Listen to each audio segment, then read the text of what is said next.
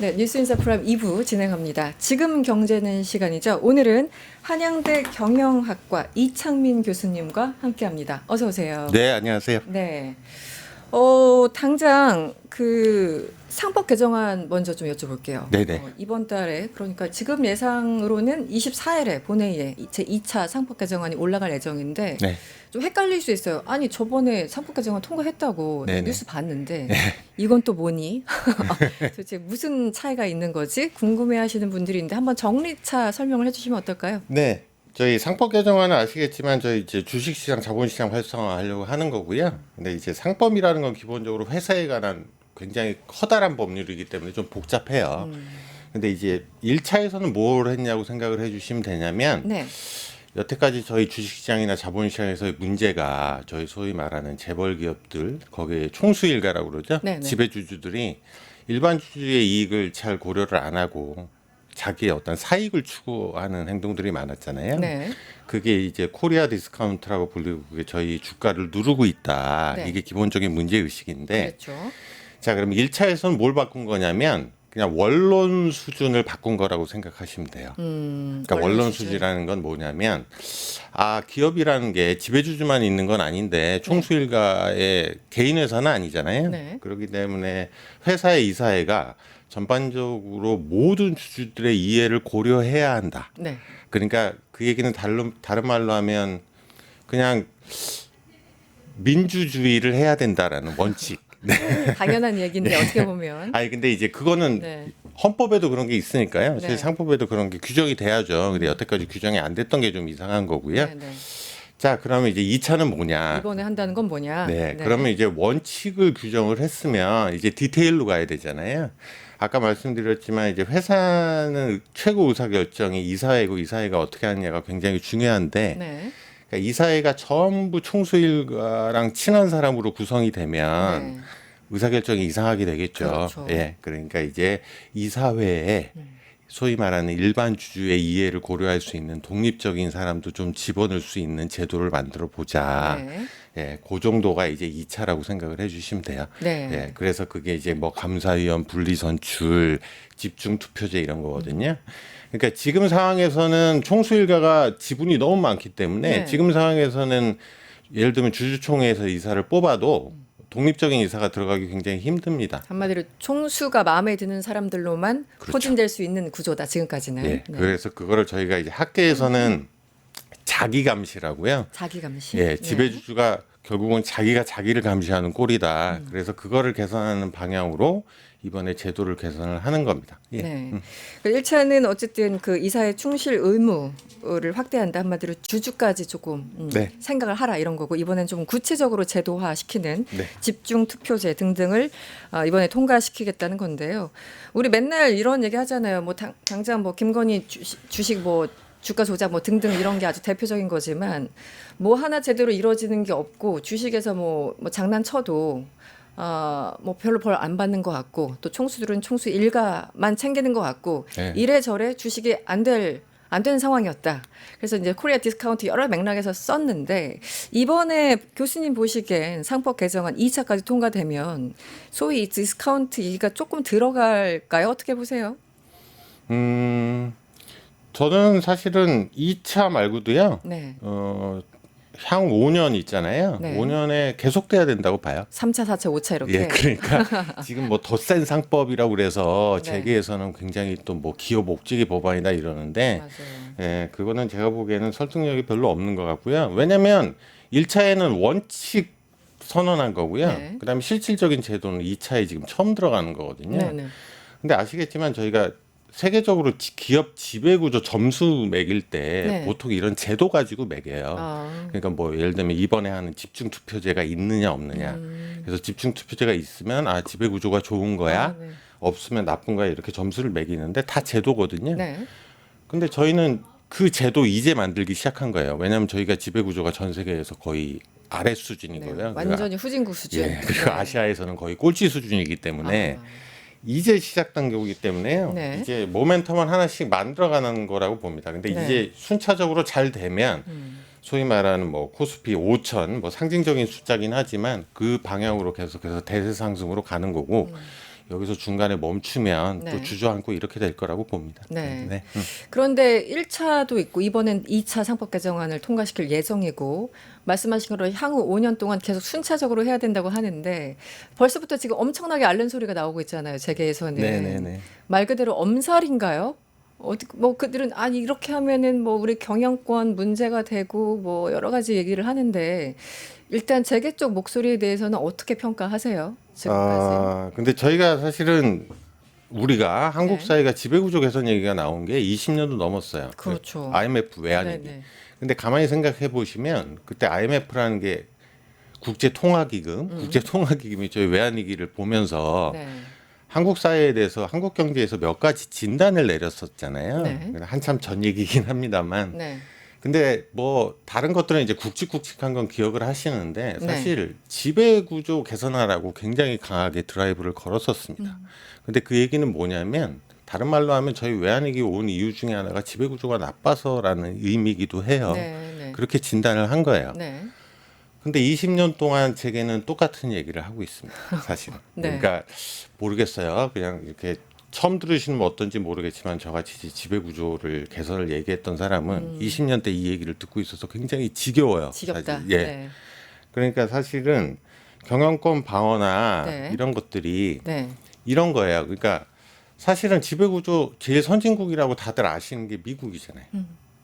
근데 미국은 일단 지배구조를 평가할 때 경영권 방어 수단이 있으면 그 기업은 지배구조 점수가 낮아요. 네. 네. 예. 그러니까 경영권은 이런 거잖아요. 경영은 누가 CEO를 하는가의 문제고 네. 그거는 능력 있는 사람이 하는 겁니다. 음, 주식은 사유재산이지만 네. 경영권은 경쟁이에요. 그렇죠. 예, 경영권을 경쟁을 위해서 여러 가지 지배구조 개선이 돼야 경영진도 좀 긴장감을 갖고 소위 말해서 혁신도 하고 이러는 거죠. 네. 그러니까 이게 20년째 같은 얘기다. 지금. 예, 그리고 주주권 보호하자고 그러면 제가 소위 말하면 그래서 제일 이상적인 게 미국인데요. 네. 미국도 완벽하진 않지만 네. 그런데 제게는 그럼 미국처럼 가기는 싫다 이거잖아요. 경영권 방어해달라. 그렇죠. 그러면서 이게 지배구조 개선하면 혁신이 안 된다. 음, 근데 그 얘기를 돌고 돌아보시면 네. 사실은 전 세계에서 제일 혁신이 잘 되는 기업은 미국이에요. 그렇죠. 지금까지. 예. 네. 근데 미국 지배구조 제일 좋잖아요. 네. 예. 거기서부터 앞뒤가 안 맞는 겁니다. 예. 그 제가 2000년대 초반부터 직장 생활을 시작했었는데 당시에 그때 주 6일제였거든요. 네. 토요일도 가서 이제 일했어요. 그때 주 6일에서 5일로 줄인다고 할 때 뭐 기업 다 망한다 뭐 난리가 났었잖아요. 맞아요. 노동 시간 줄일 때마다 마치 나라가 망할 것처럼 또 최저임금 조금 올릴 때마다 나라가 망할 것처럼 지금 20년 된 이 주주 관련해서 법 고칠 때마다 같은 얘기. 교수님 입장에서는 아 지겹다. 그럼 조금 더 나가 보죠. 네. 자사주 소각 의무화 이게 어떤 의미고 여기에 대해서는 어떤 입장이세요? 자사주는 저희가 자사주라는 거는 네. 그러니까 기업이 소위 말해서 예를 들면 삼성전자 자기 돈을 가지고 시장에 나가서 삼성전자 주식을 사는 게 자사주잖아요. 네. 근데 이제 자사주라는 거는 원래 기업이 그걸 도대체 왜 사냐 여러 가지 의문을 던질 수가 있는데 네. 일단은 자사주를 사면 시장에서 소위 말해서 유통되는 주식수가 떨어져서 주가 부양 효과가 있으니까요. 네. 네. 약간 이제 주주 친화적인 정책 중에 하나라고 보는 건데 거기에서 전제가 되는 게요. 자사주를 사고 바로 소각을 해야죠. 바로 소각. 네. 네. 그렇지 않으면은 숫자가 줄지 않잖아요. 오히려 더 늘어나는. 네, 그냥 뭐 주인이 유지되는- 바뀌는 거죠. 그런 거군요. 네, 손이 유지되면서. 바뀌는 거죠. 네. 그러니까 원래 미국에서나 선진국에서 이제 주주 친화 정책으로 자사주를 회사가 매입을 하면 네. 그건 거의 다 이제 바로 소각을 합니다. 그럼 이제 네. 주가 부양 효과가 생기는데 네. 저희는 그걸 안 하고 자사주를 계속 들고 있어요. 근데 이제 그거 설명하려면 되게 긴데 네. 사실 그 자사주 가지고 이제 지배주주가 자기의 사익 추구에 썼다 이렇게 생각을 하시면 돼요. 네. 그러니까 자기의 우호 급할 때 자기랑 친한 사람한테 갖다 팔고 뭐 이런 식의. 네. 그러니까 원래의 취지에 굉장히 반하게 돼 왔고 그것도 일종의 코리아 디스카운트의 원인이라고 시장에서 많이 지목을 하죠. 그렇군요. 네. 네. 그렇기 때문에 소각 의무화는 굉장히 필요한 정책이라고 보고 있습니다. 그래서 다음에 2차 상법 개정에 저는 이제 계속돼야 된다고 아까 말씀드렸잖아요. 굉장히 좋은 아이템으로 생각을 하고 있고요. 네. 시장에서 또 시장의 반응이 좋아요. 좋죠. 네. 이 부분에 대해서. 네. 제가 이 부분을 여쭤본 건 시장에서도 그런 요구가 분명히 올라와 있고 그런데 이제 성격 급한 사람들, 성격 급한 것도 아니죠. 20년 내내 이 상황을 보신 그 교수님들이나 뭐 이렇게 전문가들은 아니 2차 상법 개정할 때 같이 넣지 뭐 이렇게 생각하실 수도 있을 것 같아요. 근데 왜 1차 했다가 2차 했다가 그 다음에 뭐 자사주 소각 의무화를 한번 넣어보내 만에 하니까 아니 한꺼번에 좀 빨리빨리 하라고라고 요구하시는 분들 뭐 교수님도 마찬가지일 것 같은데 약간 속도 조절이 필요한 부분입니까? 어떻게 보세요? 근데 뭐 속도 조절이라는 게 그 속도 조절을 어떻게 해석하냐의 문제인데 네. 그게 이제 뭐 정치적 타협이냐 아니면 의견을 충분히 듣는 거냐의 문제인데 네. 사실은 저는 코리아 디스카운트 관련된 여러 가지 제도 개선이 있잖아요. 이런 것들은 과거에 아까 말한 대로 한 20년 동안 해서 사실은 논의가 된 지 꽤 됐기 때문에요. 네. 그렇다고 해서 아예 의견을 안 듣는 건 또 이상하잖아요. 정치가 그렇게 갈 수는 없는데 그렇죠. 의견을 듣는 시간을 그렇게 길게 가져갈 필요는 없는 것 같고요. 왜냐하면 논의가 안 됐던 게 아니니까요. 그러니까요. 네. 네. 그리고 중요한 거는 제가 보기엔 가장 중요한 건 요즘 상황이 20년 동안 했지만 가장 상황이 변한 건 요즘은 시장의 반응이 달라요. 그렇잖아요. 목소리가 확 높아졌어요. 그러니까 예전에는 한 10년 전만 해도 지배구조 개선 얘기해도 주식시장에서 별 반응이 없으셨어요. 뜨뜻미지근했습니다. 10년 전만 해도요. 네, 그게 뭐냐. 일단 잘 모르겠다 뭔지. 네. 네, 근데 이제 많이들 아시잖아요. 네. 저는 시장의 어떤 동력만큼 네. 모멘텀이 있는 건 없다고 봐요. 네. 그렇기 때문에 뭐 의견을 어느 정도는 들으시되 네. 속도는 좀 빨리 하시는 게 그러고 보니까 저도 절충이네. 네, 하여튼 그렇습니다. 그러면 뭐 교수님 아주 개인적으로 뭐 개인적인 의견이니까 이 자사주 소각 의무화 입법 이거 올해 안에 해야 된다고 보세요? 아니면 내년 정도 뭐 이렇게 약간 텀을 근데 둬야 된다고 저는 보십니까? 올해 안에 이 정도는 올해까지 끝내야죠. 왜냐하면 올해 다들 아시지만 내년에 선거잖아요. 그렇죠. 네. 시끄러워지기 전에. 네. 알겠습니다. 이 얘기를 하더라고요. 이제 재계에서 여러 가지 준비. 그렇다면 우리도 무기가 필요하다. 네. 이거 법들 막 2, 30년 된 거니까 그때 기준과 지금 뭐 옛날 집값 1억이었지만 지금 10억인 것처럼 뭔가 기준이 많이 바뀌었고 환경이 바뀌었으니까 우리도 조금 준비를 해야 된다 이러면서 특히 상법 이런 겁니다. 상법 같은 경우 개별 상장사의 자산 총액이 2조 원 이상이면 대규모 상장 회사로 분류해서 규제를 적용하게 되는데 공정거래법 같은 경우는 5조 원 이상이다. 일단 상법과 공정거래법 내용도 다르고 우리도 이거 규모를 좀 키워야 된다라고 얘기를 하는데 일단 이 부분에 대해서 설명을 좀 해주시죠. 네. 이거 좀 복잡한데요. 네. 이번에 이제 이사를 아까 제가 집중 투표제나 감사위원 분리 선출 말씀을 드렸잖아요. 네. 그러니까 이사회에 그러니까 쉽게 말씀드리면 이런 겁니다. 지금은 지배주주가 지분이 너무 많기 때문에 표대결을 하면 무조건 이기니까 네. 예를 들면 지배주주의 지분율 투표권을 좀 제한하자. 그렇죠. 네. 그러니까 예를 들면 지배주주가 지분율이 한 50%라도 너는 투표권은 한 3%만 해. 그래야 일반 주주랑 투표가 공정해. 그렇죠. 네. 이렇게 만드는 거거든요. 네. 이렇게 해야 독립적인 주주가 한 명이라도 들어갈 수 있다. 네. 근데 이번에 재계가 주장하는 거는 이게 재계의 나름 새로운 카드예요. 그런 것 같아요. 네. 새로운 카드인데 이건 제가 한마디로 정리를 해드리면 이번에 새로 도입하는 뭔가 거버넌스 개선 이거를 완전히 무력화시켜 버릴 수가 있습니다. 이대로 만약에 한다면 네. 5조 원으로 한다면 뭐 5조 원으로도 원이든 올리고 그다음에 이제 특수 관계인 범위 조정하고 네네. 이런 게 있거든요. 근데 좀 복잡한데 네. 그렇게 되면 저희가 3%로 아까 의결권 제한한다고 그랬잖아요. 이제 그런 것들이 다 무력화가 될 수 있어요. 그렇군요. 그러면 다시 그냥 원점으로 빼깁니다. 그렇게 되면 제가 보기에는 주식시장 여기서 네. 실망감이 어마어마할 거예요. 네. 또다시 이상한 이제 주가 폭락 사태가 올 수도 있지 않을까.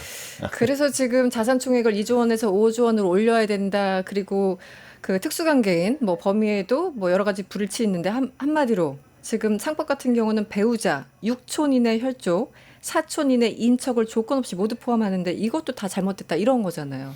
그게 네. 이제 공정거래법에서 그 특수관계인의 범위를 줄였거든요. 네. 그러니까 저희가 이제 재벌 문제가 패밀리 소위 말하는 비즈니스라 가족끼리 뭐 꿍짝꿍짝을 해서 문제가 일어나는 거니까 그렇죠. 본인 외에 이제 친척들도 다 규율의 범위에 넣는데 네. 그 범위를 얼마 전에 공정거래법에서 4촌, 3촌으로 줄였어요. 줄였더라고요. 예. 네. 근데 그 맥락은 지금하고 완전히 달라요. 이제 그게 뭐냐면 공정거래법은 줄인 거는 저희가 예를 들면 제가 총수라고 치면 네. 제 육촌이 회사를 하잖아요. 네. 그럼 제 육촌 회사도 계열사가 돼요. 육촌으로 원래는 네. 예. 네. 그게 이제 특수관계인이기 때문에 네, 그렇거든요.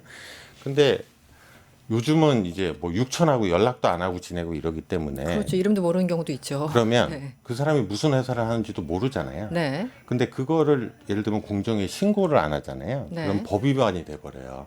아, 그게 계열사 누락이라고 표현하거든요. 아, 예, 그러니까 제 육촌 회사를 제가 신고를 안 하면 너는 계열사를 누락했네, 너 나쁜 짓 하려고 그런 거 아니야? 이렇게 얘기를 해버린 거예요. 네. 그러니까 요즘 같이 이제 연락도 안 하고 이럴 때는 이거는 조금 불합리한 측면이 있잖아요. 일부러 내가 숨기려고 했던 건 아니고 일부러 숨기려고 하고 그냥 연락도 평생 안 하던 하니까. 사람이니까. 그런 예. 맥락에서 예. 이렇게 됐군요. 그러니까 공정거래법은 그런 맥락에서 한 거고요. 지금 상법은 그런 뭐 신고의 의무나 내가 누락했다고 그래서 뭔가 내가 고발을 당하거나 네. 이럴 위험이 있는 게 아니고요. 아, 저희가 원래 하려던 그런 아까 말씀드린 네. 사익 편취, 네네. 예, 친척끼리 뭐 꿍짝꿍짝을 많이 하니까 그 정도 막으려고 하는 거예요. 그러니까 서로 취지가 다른 거기 때문에 네. 그걸 맞출 필요가 없고요. 아, 그다음에 저희 저는 뭐 제가 법조인은 아닙니다만 저희 법상은 상법, 공정거래법 법 많잖아요. 네네. 여기에 특수관계인은 자기 법의 취지에 맞게 정해요. 이거를 통일할 필요가 없어요. 그다음에 짧게 네. 그다음에 자산 6조 5조로 올리는 거는 네. 이거는 되게 위험합니다. 왜냐하면 이거 5조로 올리면 저희 이번에 법 기껏해서 바꿔놨는데 해당 회사가 100개로 줄어들어요.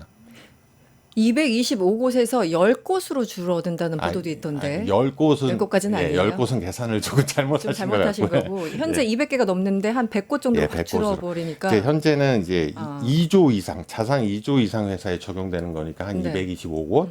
근데 이제 5조 하면 한 100곳인데요. 절반 그게- 이하네요. 저희가 예를 들면 저희 코스피가 제가 대충 계산해도 한 800개 네. 상장 회사. 네. 그다음에 코스닥까지 하면 저희가 2,500, 600개 정도 되거든요. 네. 근데 원래 지배 구조는 상장 회사에 다 적용돼야 되는 게 원칙이에요. 규모 상관없이 상장 회사라면 예. 다 적용돼야 된다. 근데 이것도 저희가 네. 사실은 이게 그때도 재계에서 반대해서 일종의 절충이 된 거예요. 그렇군요. 네. 예. 근데 그러면 지금 2,700개 상장회사 중에 2조 이상이면 200개 정도 적용되는 거잖아요. 그거를 또 100곳으로 줄인다? 그러면 뭐하러 법 바꾸나요? 지배구조 개선에 의미가 없잖아요. 네. 예. 그래서 이것도 굉장히 안 좋은 거라고 봐요. 예. 정말 나쁜 생각들이군요. 네, 뭐 모든 이런- 상법 개정안을 다 무력화시키겠다라는 예, 이런 다양한 아이디어들이 항상 나옵니다. 네. 그래서 일부 경제지 보면은 마치 이게 당연한 것처럼 뭐 옛날하고 지금하고 어떻게 기준을 똑같이 할 수 있냐라면서 굉장히 그 재계를 옹호해 주는 듯한 기사들이 많이 쏟아지더라고요.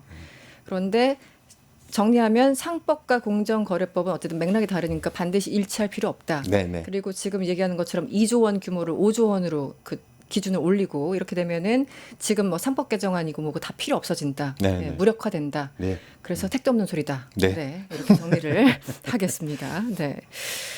그 금융감독원장, 금융감독원장이 누가 될까 굉장히 좀 궁금했었는데, 네. 이찬진 변호사요? 네, 네. 어떻게 보였어요? 뭐 이미 이천진 취임했습니다. 네, 뭐 개인적으로는 전혀 아는 분은 아니고요. 네. 그래도 이제 업계에서 뭐 얘기들이 좀 있을 수 있으니까요. 네. 근데 뭐 국민연금에서 오랫동안 활동하시면서요. 요즘 나오는 자본시장 관련돼서 저희 지배구조 개선이나 네. 그다음에 뭐 ESG 경영 이런 네. 거 얘기 많이 했잖아요. ESG요? 네. 예, 이런 쪽에 오래된 경험가 전문가라고 제가 알고 있습니다. 근데 그래서 굉장히 전 중요하다고 생각하는 게 저희 지금 이재명 정부 들어와서 이제 코리아 디스카운트 또는 코스피 5천 관련해서 지금은 법 제도 개선에 집중되고 있잖아요. 네. 1차, 2차 상법 개정안, 그다음에 네. 자사주 이런데 네. 저는 법제도 개선도 굉장히 중요한데 아시겠지만 법이라는 거는 그냥 원칙을 만들어 놓는 거고요. 네. 사실 금융감독원이라는 데는 실제 자본시장에서 활동하고 있는 소위 말하는 플레이어, 네. 금융기관들의 행동을 디테일하게 들여다보는 거잖아요. 네. 네. 근데 저는 코스피 5천의 금융감독원의 역할이 굉장히 클 거라고 봐요. 실질적으로. 네. 네. 왜냐하면 실질적인 플레이어, 소위 말하는 금융기관, 소위 말해서 자산운용사들이나 네네. 뭐 이런 데들이 주식시장에서의 역할이 매우 크거든요. 그러니까 이런 데들이 자기들의 어떤 주주권 보호, 네. 투자자 보호 네. 이런 것들을 위해서 열심히 뛰어줘야 실질적으로 시장이 활성화되는 효과가 훨씬 커져요. 그러니까 실제 플레이하는 사람이 열심히 해야 되거든요. 예. 그러니까 예를 들면 자산운용사는 자기 돈이 아니라 고객한테 받은 돈 가지고 시장에서 투자하는 거잖아요. 네. 그러면 자기한테 돈을 맡긴 사람이 소위 말하는 개미고 네. 그 개미의 돈을 받은 사람이 자산운용사잖아요. 그럼 개미의 돈을 받은 사람이 나는 개미의 입장에서 열심히 일해야지 이렇게 해야 네. 시장이 활성화가 되는 거거든요. 네. 그게 소위 말하는 스튜어드십 코드 이런 거예요. 네. 그래서 이제 이런 것들을 여태까지는 저희가 스튜어드십 코드는 도입을 해놓고 제가 보기엔 제가 좀 세게 말하면 약간 좀 유명무실화? 예. 예. 지금 거의 의미 없다. 예, 국민연금도 뭐 나름대로는 했으나 막 크게 효과를 본 건 없는 것 같고요. 네. 자, 이런 스튜어드십 코드가 활성화되기 위해서는 금감원이 사실은 여러 가지 금융회사들 보고 열심히 자본시장 활성화를 위해서 뛰어줘라. 네. 그럼 우리가 열심히 지켜보고 너희가 열심히 안 하면 네. 우리가 뭔가 페널티를 주겠다. 네. 일종의 당근과 채찍 네. 이런 것들을 잘 구사해야 되는데요. 그게 제가 보기엔 금융감독원의 여러 가지 과제 중에 모르겠어요. 탑3 과제 중에 하나 정도는 되지 않을까 싶습니다. 탑3 중에. 네.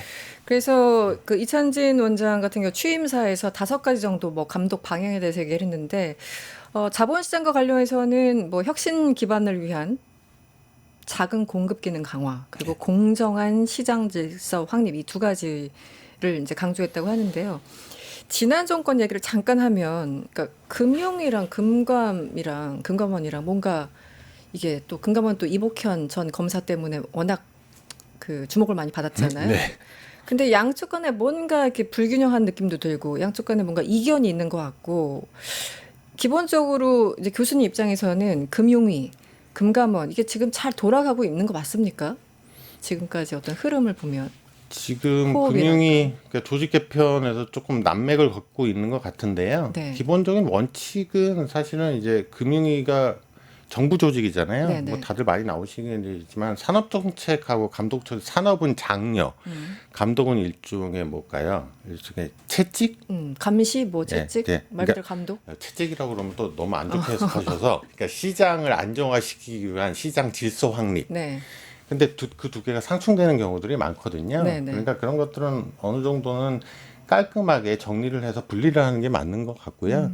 그다음에 코스피 5천을 위해서도 그게 훨씬 더 제가 보기에는 중요해요. 네. 왜냐하면 감독원이 그러니까 결정적인 순간에 물러지면 안 되거든요. 감독원도. 네네. 근데 감독원이 금융의 눈치를 보다 보면 네. 금융위가 산업정책 차원에서 너무 세게 감독하지 마 이렇게 해서 눌러버리면 네.